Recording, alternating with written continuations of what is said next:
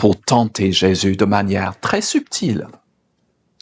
Il cite notre psaume 81 que nous venons de réciter pour tenter Jésus d'utiliser Dieu lui-même afin d'assurer son succès et sa popularité. Quoi de plus courant? De nombreux dirigeants sont victimes de cette tentation.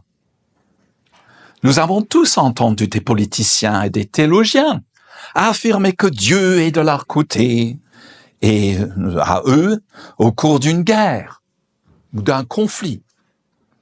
Dieu est devenu le serviteur de leurs propres intérêts et le moyen d'obtenir le soutien populaire de manière spectaculaire et ostentatoire. Jésus rejette une popularité putassière au bénéfice d'une obéissance fidèle à Dieu.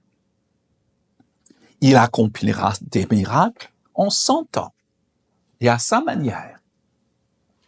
Jésus ne veut pas d'adulation. S'il avait succombé à cette tentation, la croix aurait été inconcevable. En résistant à ces trois tentations, Jésus choisit la seule voie qui lui reste, celle de la croix. Le début de Carême et le début de la Semaine Sainte sont liés par cette terrible prise de conscience.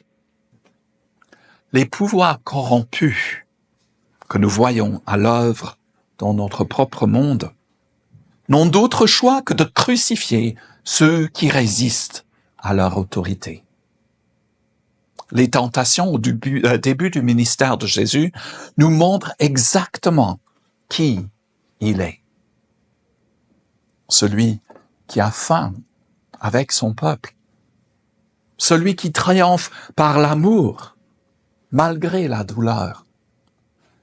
Celui qui met de côté sa gloire pour délivrer les nécessiteux et les souffrants. C'est le Jésus dont nous essaierons de nous inspirer pendant les semaines à venir.